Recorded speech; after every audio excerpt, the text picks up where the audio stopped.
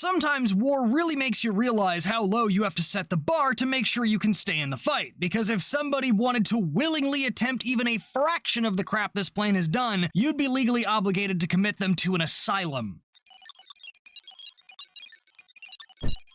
Alright, we covered the big three of America's available fighter aircraft of the Second World War, and so to properly set the stage for everything that came after that, it's time to look at the rest of the world's wartime beginnings, starting with the British Hawker Hurricane. This aircraft is just as unsung a hero as its American friends when compared to its late-game peers, but just like them, it would assume a backup role and continue to fight for the rest of the war. Unlike the Americans, however, the Hurricane did it first. If you ain't first, you're last. In fact, it did so many things first that I have to make British English actually sound posh and fancy for the first time in 100 years and resurrect a word from the late 1800s to describe it. According to the Oxford English Dictionary, the word Neodoxy is made from the root words neo, meaning new, and doxy, meaning belief system, literally translating to new belief, or more accurately, a new doctrine, which describes the Hurricane to a T, because it was basically the spawn point for every revolution of Western air power during the Second World War. It was the first aircraft to run the soon-to-be legendary Rolls-Royce Merlin engine as part of its build, the first aircraft to break 300 miles an hour in level flight, the first Western fighter to be re-rolled for ground attack, the first Western fighter to use air-launched rockets in combat, the first Western fighter to be lend-leased to the Soviets, the first British plane to demonstrate the value of fighter aircraft for convoy escort, and the first and only fighter from both RAF Fighter Command and the Battle of Britain to have one of its pilots receive Britain's highest honor, the Victoria Cross. And there are still more achievements on that resume, despite the plane having a World War I era design that would ultimately be the reason why it never got its proper spotlight. And we will get into all of that right after a quick update. The memberships are finally working. I made a YouTube short about it 2 weeks back with more details, but in case you missed it, they weren't working at first because of two reasons. One, YouTube has to review your membership setup for up to 24 hours before it can be activated, and I wasn't aware of that. And two, once that was done, I noticed that some people didn't want to pay the subscription on YouTube because Google loves to suck at keeping your data safe. So I decided to run both YouTube and a second option for memberships thanks to one of my agency's sponsors, Fourth Wall. Fourth Wall is a website builder which, in my case, I use to have the benefits of a Patreon while also having an actual website. My site shows off my latest videos, has a donation panel if you want to support me and the channel, and has the Captain's Archives memberships page with the same old commie roasting videos and $2 a month pricing as you'll get right here on YouTube. Yes, I know I said $2.50 before, but I wasn't able to set that up, and the last thing I'm gonna do is upcharge you for my shortfall. So go get a hold of the old videos and maybe more nice things down the road at either my Fourth Wall page linked in the description or YouTube's join button under the video player. Grab some merch like the limited t-shirts for the return of the commie vids over on the Lockmart shop, also hosted by Fourth Wall, and let's get back to the video. Flashback to 1933, stupid mustache face has just taken power and immediately began rearming Germany. Britain, having just gotten out of one world war, took one look at that and was like, Play these games before!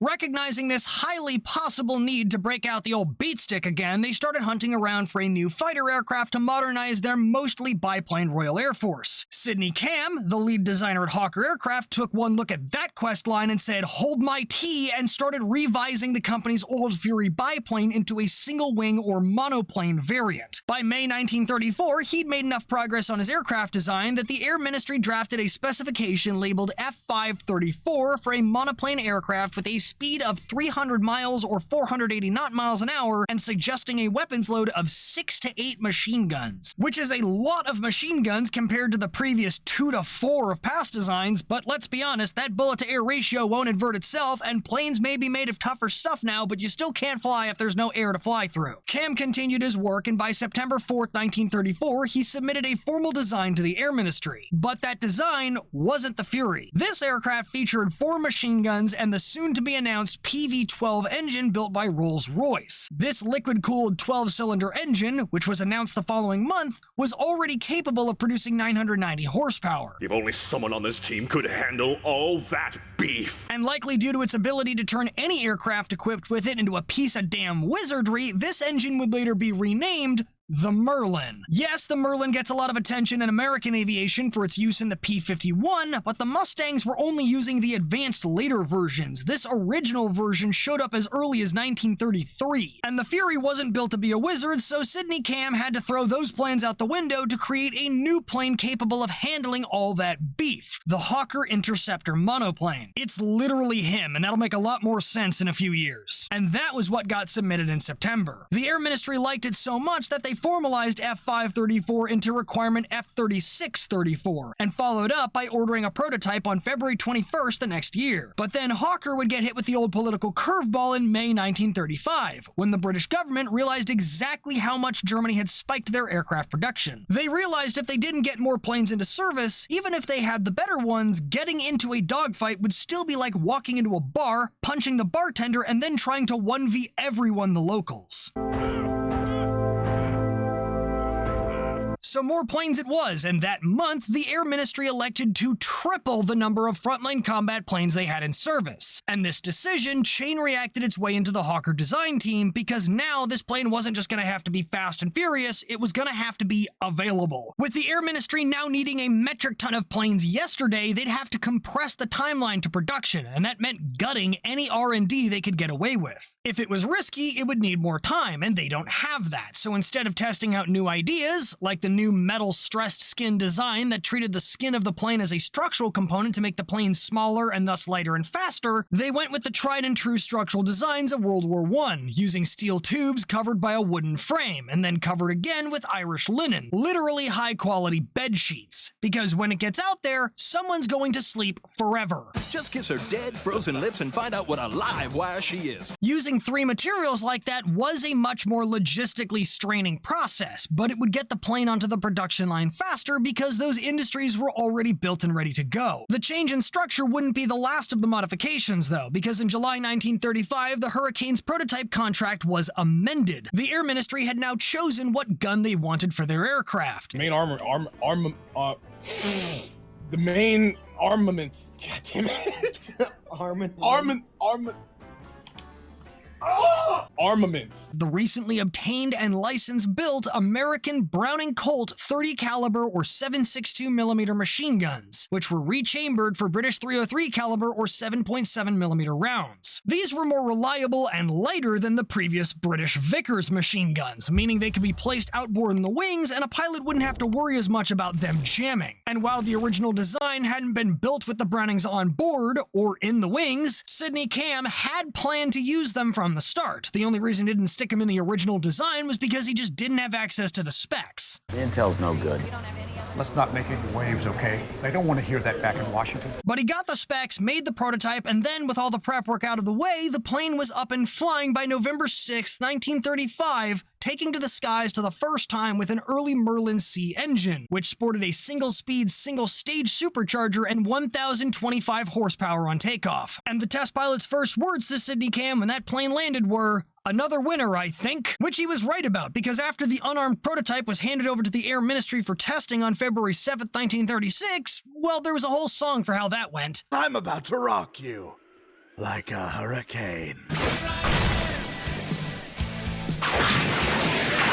Not only did it reach the limits expected of it, it exceeded them, reaching a top speed of 315 miles or 507 knot miles an hour while still being incredibly agile for its size. The engine had a few problems, but they also knew it was an early model, and none of those problems were threatening. Overall, the plane did so well they didn't even feel the need to make a second prototype. Granted, it wasn't all fun and games because they had proposed an alternate gun layout of 4 20mm cannons, which was, ironically, rejected. If this comes back to bite him, that's his fault. But progress would continue regardless. Hawker's beam counters, including the chairman Tom Sopwith, the guy who designed the iconic Sopwith camel, would approve the start of the tooling process in March. But getting approval to actually follow through on filling out the RAF ranks was a whole different ordeal. Even with the Hurricane's glowing feedback, it took a whole 4 months after testing for the Air Ministry to actually order the plane. And so it wasn't until June 3rd, 1936 that the Air Ministry actually placed that first production order, and the largest peacetime order at the time, for 600 aircraft, which were officially dubbed the Hurricane 24 days later.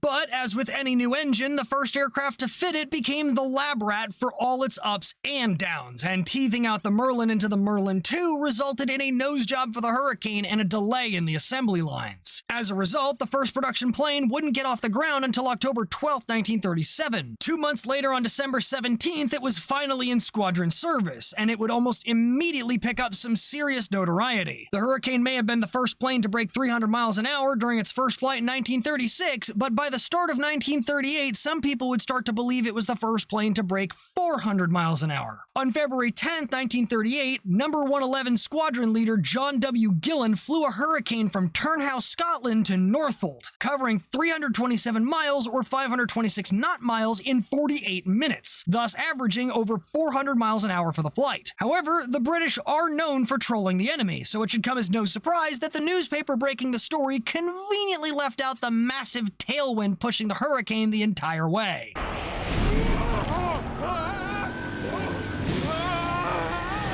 But hey, the Germans don't need to know that, and so on they went, and production moved along slowly until the Munich crisis that same year. And if you don't know what that is, basically at the end of September 1938, the spicy pinwheel princess threatened to go to war with the other European powers if they didn't allow him to steal part of a country. Basically, when the Treaty of Saint-Germain ended World War I in 1919, it also broke up the Habsburg Empire, which gave the cartographers some pretty bouncy pockets with all the redrawn national lines. Czechoslovakia, Poland, Hungary, and several other kingdoms were given identity and independence, and in the process, several Germanic territories were coagulated into these new countries. And one of those territories was the Sudetenland, a northern portion of Czechoslovakia with about 3 million ethnic Germans in it. After the Crooked Cross Party completed their climb to German power in 1933, the political sentiment echoed its way into the heavily industrialized Sudetenland, which was also being slammed by the Great Depression and saw a ton of discrimination against German residents by Czechoslovak authorities. As a result, a Nazi party would eventually rise there known as the Sudeten German Home Front and demand either self-governance or independence from Czechoslovakia. Naturally, the Czechs would take one look at that and go hell to the power of no and put their foot down, declaring the Sudeten Front as traitors, suspending their activities of the party, and eventually declaring martial law after the party lead demanded the territory be handed over to Germany. And we'll remember this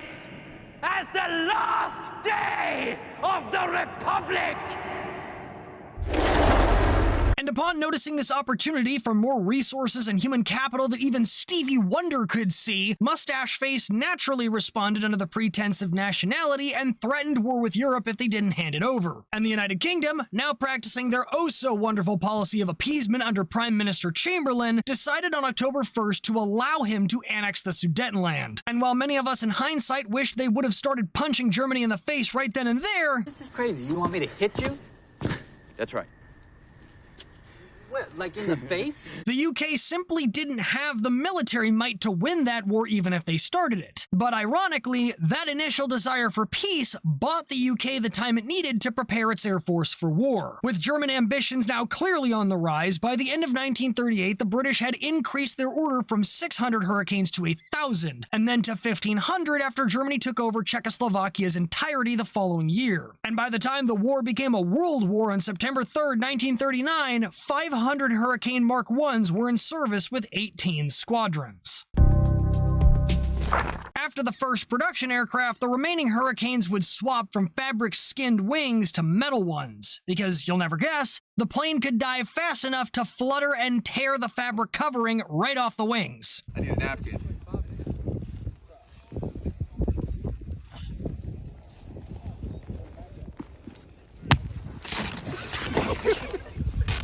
Slow is smooth and smooth is fast, doesn't matter if it's bed sheets or the entire room, but slow isn't what fighter planes are about, and it certainly wasn't the attitude of that 1030 horsepower Merlin Mark II under the hood, so the sheets had to go. But the fabric-covered rear fuselage stayed, and ironically, that made the Hurricane stupefyingly durable, which doesn't make a whole lot of sense at first glance. I mean, how can a fabric plane be durable? Until you realize that German cannon shells were armor-piercing high-explosive rounds, which were made to punch into and blow up metal aircraft. See, the Hurricane actually follows the War Thunder philosophy of no armor is best armor, because against a metal plane, those shells would punch through the tougher metal skin before detonating inside. But if those same shells hit the fuselage on the Hurricane, they'd go through one sheet of fabric and then out the other sheet of fabric before maybe detonating outside. And because the plane was actually covered in bed sheets, it was really easy to repair. As long as nothing critical was hit, you could literally patch the plane back up with fabric patches across the bullet holes and send the plane back out for round 2. Just a flesh wound.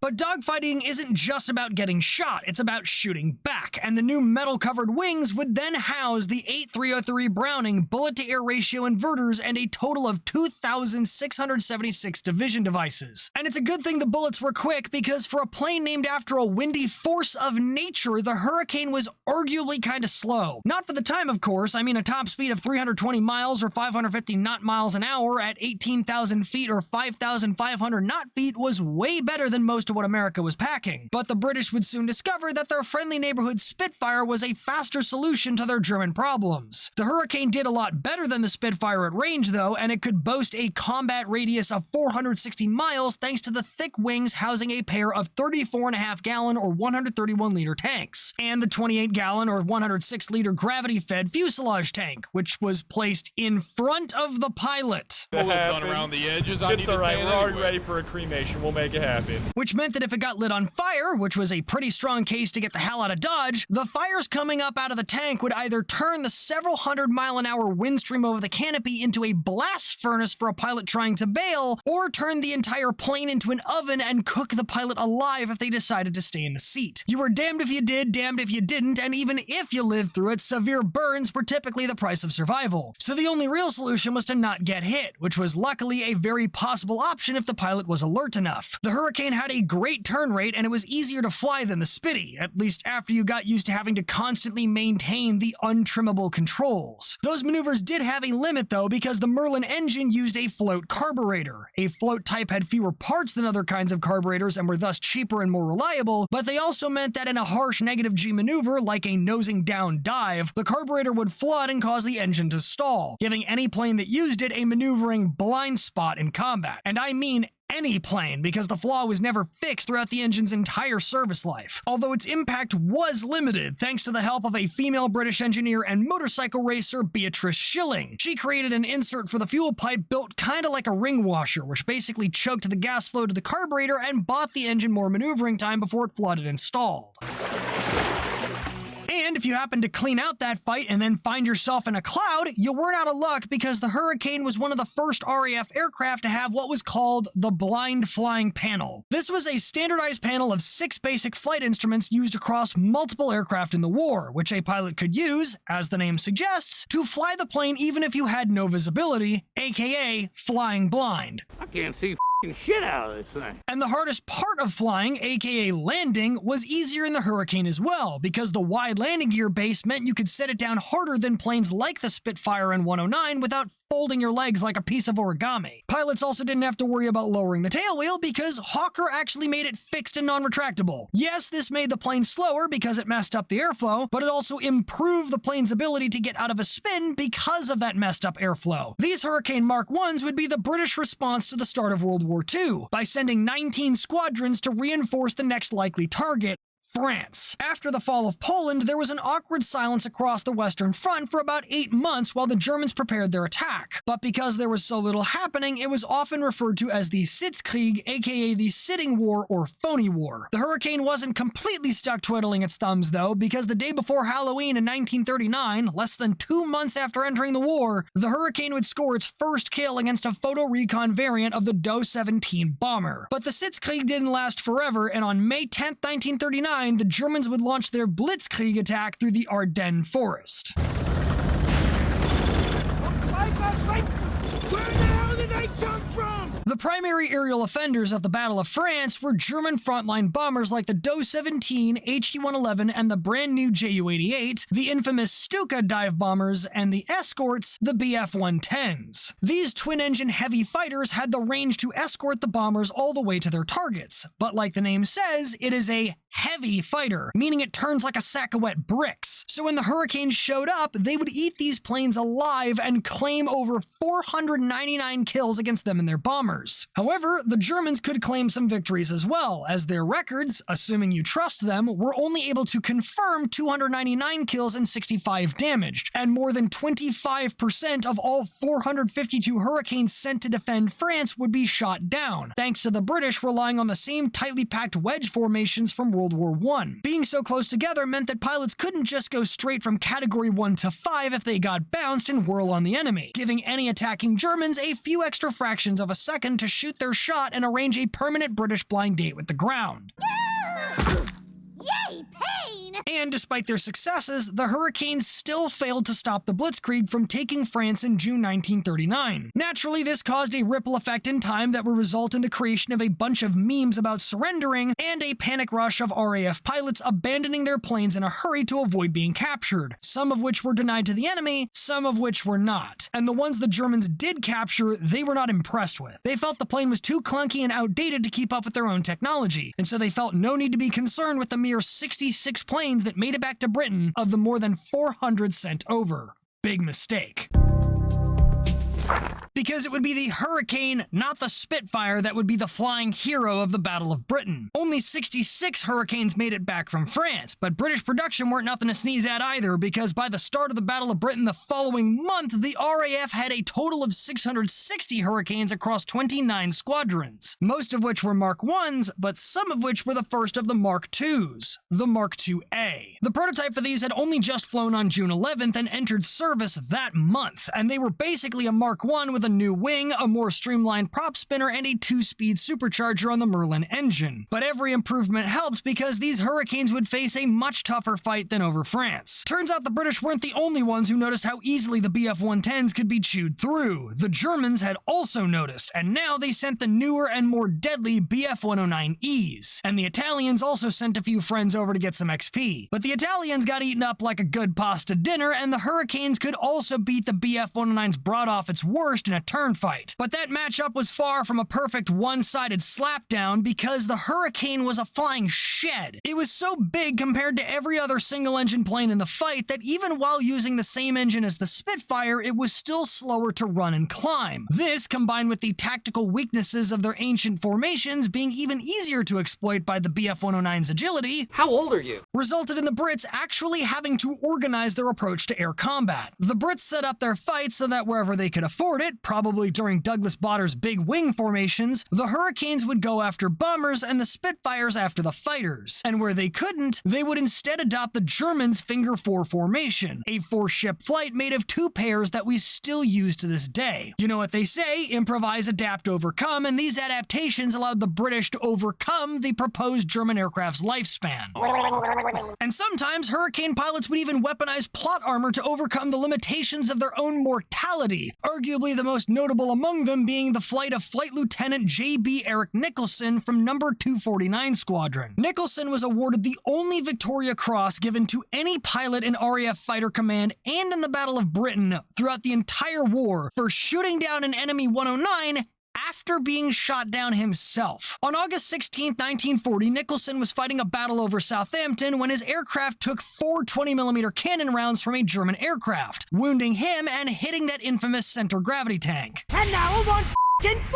The tank catches fire, and fire and the human body don't go together very well, so naturally he starts trying to get out of there. But again, getting out of a burning Hurricane is just out of the frying pan and into the fire. So he's struggling to get out, and then he looks up and sees this German plane. Doesn't know where it came from, but it's stuck right in front of him. It's almost perfectly within guns range. So even though his plane is still on fire and burning up the cockpit that he is only partway out of, he gets back into the seat feet, aims at the German, and mag dumps it until it takes the hint to go to its unscheduled appointment with Mother Earth. So he got the German, now it's definitely time to leave, but I guess that's just not how Nicholson gets down, because he not only decides to not ditch the aircraft, which is still burning by the way, he flies it to a field and crash lands it. Massive burns across his whole body and all. And then the British would continue to establish the reputation for being a friendly fire magnet, because after crawling out of the plane, he would start taking fire from the British Home Guard, who apparently ignored him screaming that he was British at the top of his lungs. He would later pass out from his injuries before waking up the next day to the news that he was being given the Victoria Cross. If he wants to receive a medal without any clothes on, what the hell business is it of yours? But can we just take a moment to appreciate the sheer ridiculousness of this feat? Because this is straight up some video game logic happening in real life. It's like a War Thunder match when you shoot down an enemy and the nameplate goes dark but doesn't disappear, and then it shoots down one more of your friends. You've heard of people running back into a burning house to save their kids or their dog. This guy got back into a burning plane just to put points on the board and then stayed there. I'm pretty sure the only reason that man didn't burn to death right then and there in the cockpit is because he was being shielded by the sheer size of his nutsack. Unfortunately, Nicholson would not live to see the end of the war, because on May 2nd, 1945, the RAF Liberator bomber he was observing from caught fire and crashed into the Bay of Bengal, and his body was never recovered. But the Germans also never recovered from the ass-whooping the British and a few others were handing them. The Czechoslovaks took part, the Canadians took part, the Aussies and New Zealanders took part, even 11 American pilots took part in standing up to the German bomber waves alongside the British. I'm doing my part.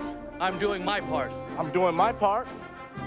I'm doing my part too. But the most successful unit of the Battle of Britain was 303 Squadron, manned by Hurricane pilots originally from, you guessed it, fucking Poland. These mad lads shot down 126 German planes and made 9 aces in 42 days. 3 times as many kills as the average British squadron with a third of the losses. They were killing so many Germans that the RAF's Northolt base commander wasn't convinced and went out on a mission with them to double check, only to watch them repeatedly come away from what you could only call aerial bonsai charges at these enemy planes. These guys would charge in to the point of near collision, fire at point-blank range, and buzzsaw the aircraft apart, leading the base commander to say after he landed, quote, "My God, they are doing it." I would say I'm surprised it feels like half the crazy achievements of the Brits in World War II were done by the Poles, but also losing your homeland tends to make a man pretty aggressive. You don't want to test the resolve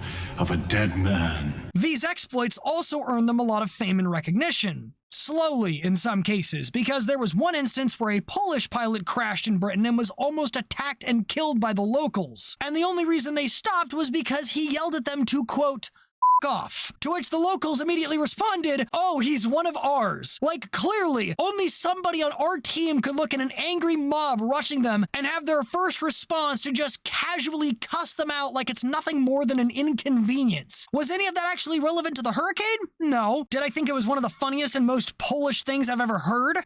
Goddamn right. Also, the dichotomy of response between these two pilots I just described is hilarious to me. British pilot crashes in a British field, gets attacked by the locals, he says he's British, they don't listen. Polish pilot crashes in a British field, gets attacked by the locals, he tells them to fuck off and they leave him alone. Like, I feel like the entirety of the British are just that one anime character archetype where they say one thing but they actually mean another. I think it's called a tsundere or something. But the British are just that, I'm pretty sure. What in the hell did you just call me? But back to the Hurricane. The Hurricane would go on to shoot down more aircraft than the Spitfire in the Battle of Britain, taking out 656 of the 1,185 Luftwaffe aircraft claimed. That's just over 55% of all planes shot down for the entire field, and 222 of them were the deadlier Bf-109Es. And by the end of Britain's first 12 months in the conflict, the Hurricanes had more than doubled that total to roughly 1,500 enemy planes. And that total would only further increase because even while Britain was under siege, their forces were still swinging away at Italian and German forces in North Africa, which had started as early as June 1940. These were originally just the Mark 1s and Mark 2As, along with a sand filter that would reduce the performance by about 8%, but by April 1941, the Mark 2Bs had joined the fray, sporting 12 303s instead of just 8. The Battle of Britain had made it clear that the Hurricane didn't have a high enough weight of fire for taking out air targets, and by this time, the World War I-era airframe design was starting to show its limits. The thick wing and massive size caused by the triple-layered structure was too slow to keep up with the air war. So in 1941, the plane was re-envisioned as a ground pounder, nicknamed the Hurry-Bombers. The Mark IIB also came with twin underwing pylons for up to 2 500-pound bombs, and they were later also plumbed for 44-gallon drop tanks. Ironically, this modification was only possible because of that thick World War I-era wing, giving plenty of room for strengthening and lots of low-speed lift. However, the 303s also just weren't cutting it for damage, so the Air Ministry would authorize the newer Hurricane Mark IICs entering service in June 1941 to use, you guessed it, 4 Hispano Mark II 20mm cannons. Well, I sure hope somebody picks up that phone. Do what? Because I f***ing called it! Cannon options had been evaluated as far back as February 1939 with 2 underslung 20mm Oerlikons on the wings, but the Hispanos were better and actually made to be carried by fighters. However, they weren't made to be carried anywhere other than through the prop spinner, so they weren't qualified or designed to be installed in the wings. So even though the gun was actually very reliable, it would constantly jam anyways, and the only solution was to limit the ammo to the 364 rounds they could fit in drum magazines instead of the usual extended magazines. But that wasn't all. When the later model Panzer IIIs made their debut with some improved armor, the Brits realized that even the 20mm weren't good enough to punch through it. Makes sense, they were made as air-to-air weapons, and dive bombing at the speed of Mach Jesus is kinda difficult. Need more firepower.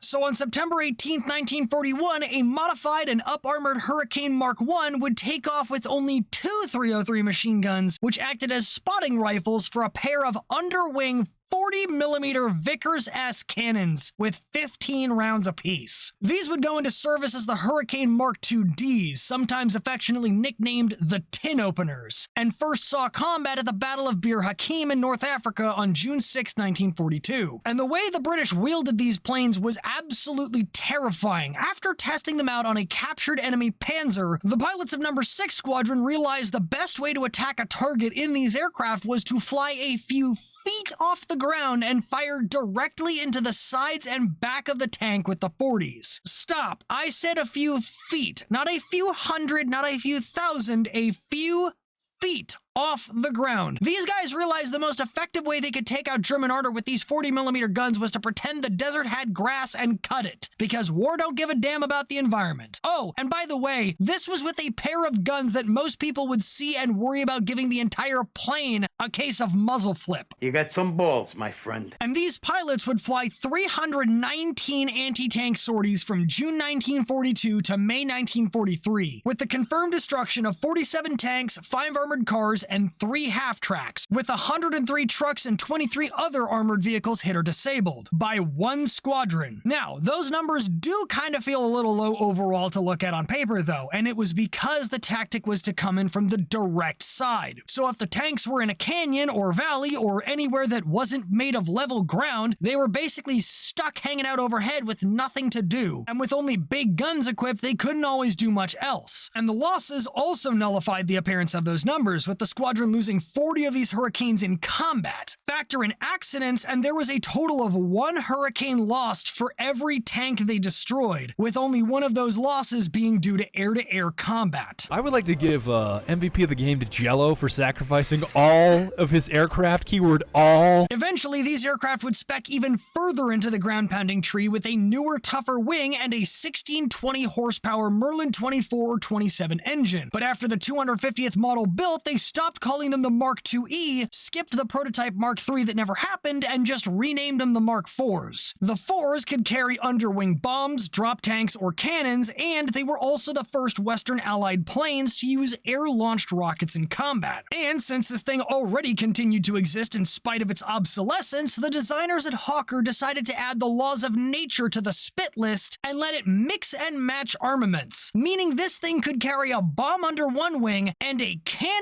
under under the other. Just the idea of firing that gun makes me feel like I'm playing live leak footage in my head. Two guns already makes you worry you're cosplaying a skinny dude holding a deagle. I can't even begin to imagine adding sideways torque to the mix. Clearly, neither God nor the British could either, because you know there'd be a picture if somebody actually tried that, and I didn't find one. But if you thought swapping ordnance like the parts on Mr. Potato Head and flying at grass level was insane, it still doesn't have anything on how the Hurricane started getting its sea legs.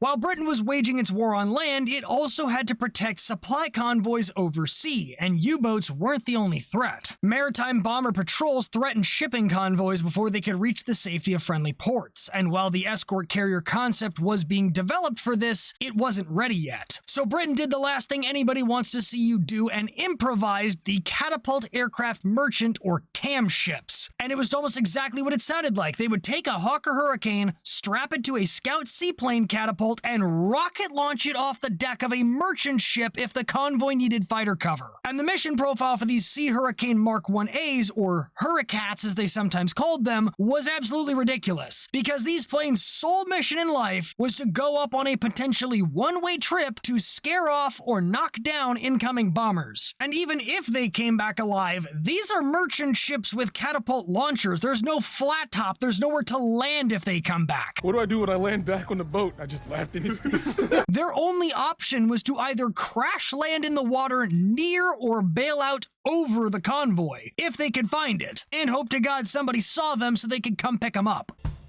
I think his mate saw me.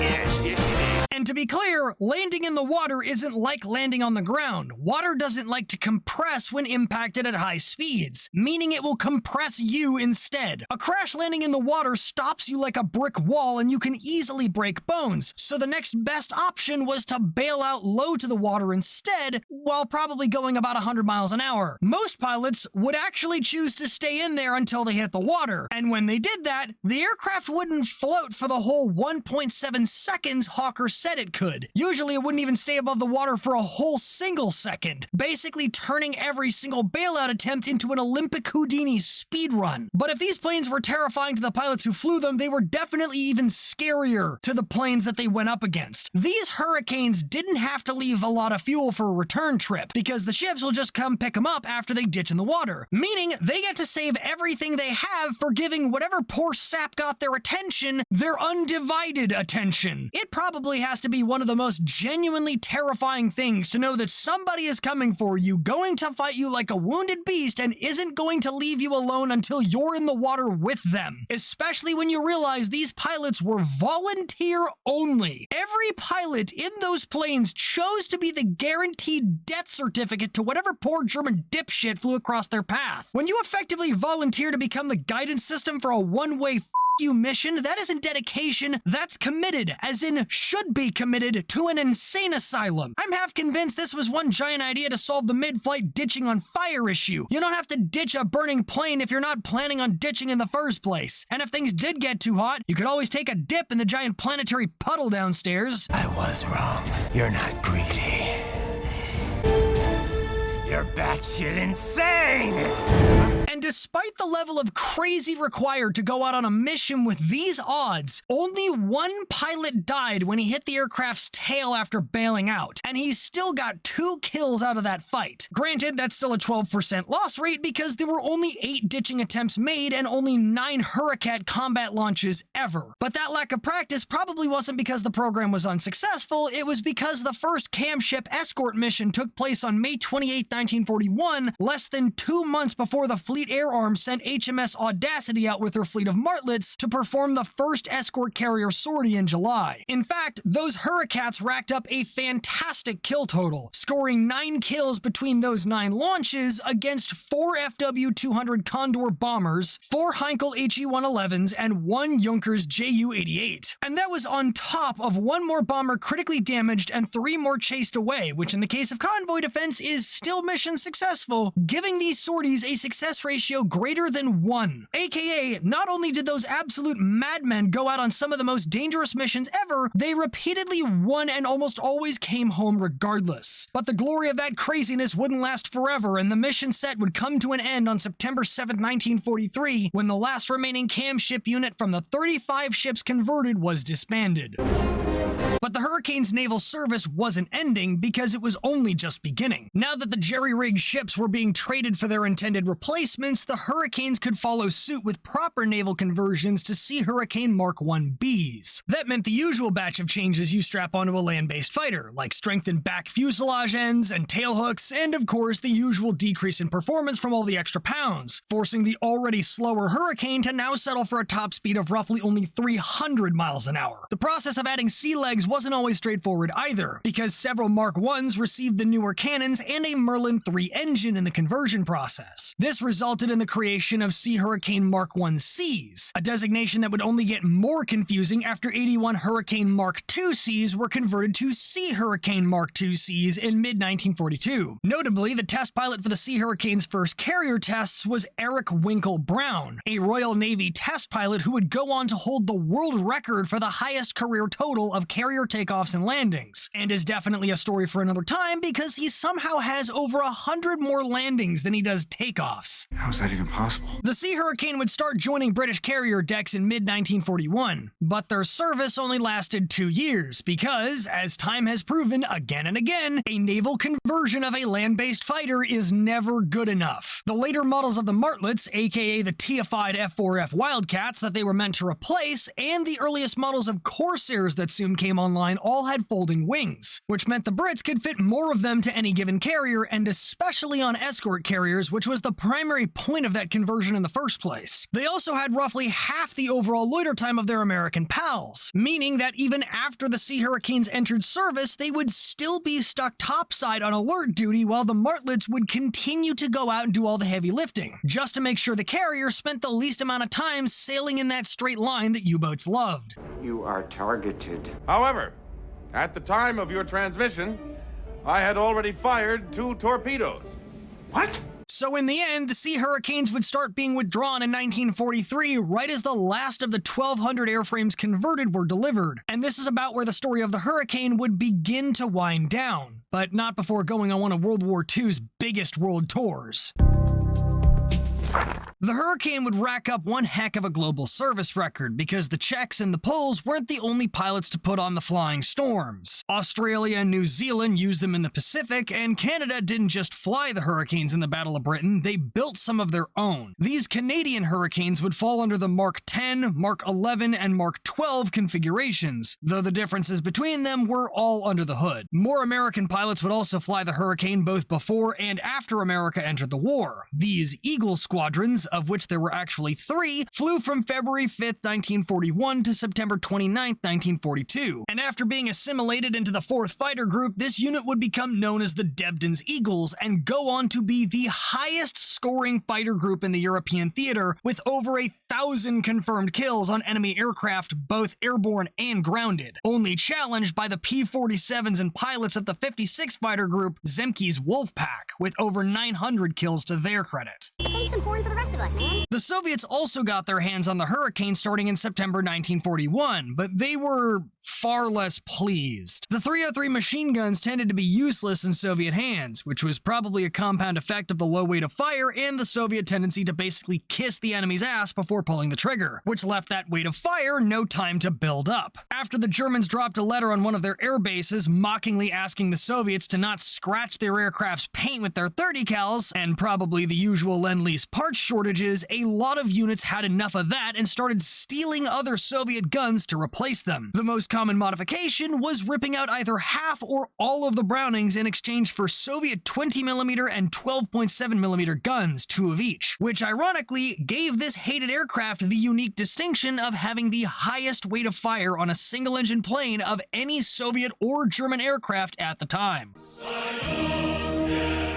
There were other strong suits the Soviets appreciated as well, like the ultra-high frequency radios giving them the option of coordinated teamwork for once, and the fact that it literally introduced them to seat warmers. As someone who was raised in a northern US state, I swear it probably feels the same as what our ancestors felt discovering fire. It also did well taking out bombers, which had a lot harder time getting out of the way. But compared to the Soviets' own indigenous planes, the Hurricane's larger size, lower speed, and lower climb rates stood out like a sore thumb against enemy fighters. The only place it could hold its own was in a horizontal turn, though in that respect it was a threat to anyone it went up against, winner or not. But the lower speed also forced flights of planes to fly much closer together just to be able to reinforce each other, which restricted their freedom of maneuver and their ability to engage any target of opportunity. Again, the World War I design choices coming back to bite its adaptability to the next war. Oh, not this again. The Soviets also hated the roll rate, which was much slower than the I-16 and frankly everything else they had, and it also didn't have the glide rate it needed to make it back home across the much larger Soviet tundra compared to the smaller British Isles if the engine went out. Which was a lot more of an issue for the Soviets, as we know, because Soviet fuel was also lower octane and lower quality. Again, capitalism and communism don't mix. Even without the engine seizure issues of the American Allisons, the Merlins simply couldn't last without their perfect supplies, and by the time Lend-Lease fuel shipments could actually meet Soviet demands in 1944, the last of the 2,834 Hurricanes delivered had already been phased out of service. Although probably not before getting into a sibling fight with a few Finnish cousins.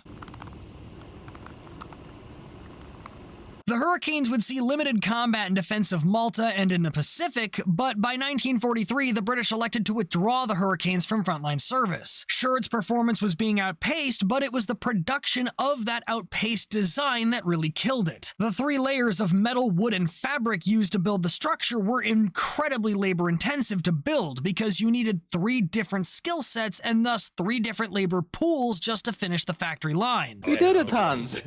We made it to the other end of the factory floor. So with newer planes being both higher performing and easier to make, literally harder, better, faster, stronger, the Hurricane was now obsolete militarily and logistically, and so in July 1944, production was finally cut to give way fully for the Hurricane's successors, the Hawker Typhoon and Hawker Tempest. Sources widely disagree on the total number of Hurricanes built, but at minimum over 12,000 Hurricanes had been built by the end of production in 1944 across the British Commonwealth. Though the build total is more commonly cited as 14,500 Hurricanes with about 1,400 Canadian models both licensed and original. But the Hurricane would not go quietly into the night, and it would officially rack up its record of fighting and flying on more fronts and theaters than any other aircraft in World War II by continuing to defend Burma and India in British colonial units. They were still outmatched by Japanese aircraft, so they would, as usual, hand off air combat to the Spitfires and focus on mass deforestation of Japanese positions. And there were over 1,000 Hurricanes pounding Japanese forces when they launched their offensive into India in March 1944, which had been successfully converted into a retreat by July. I'm gonna pay you $5 to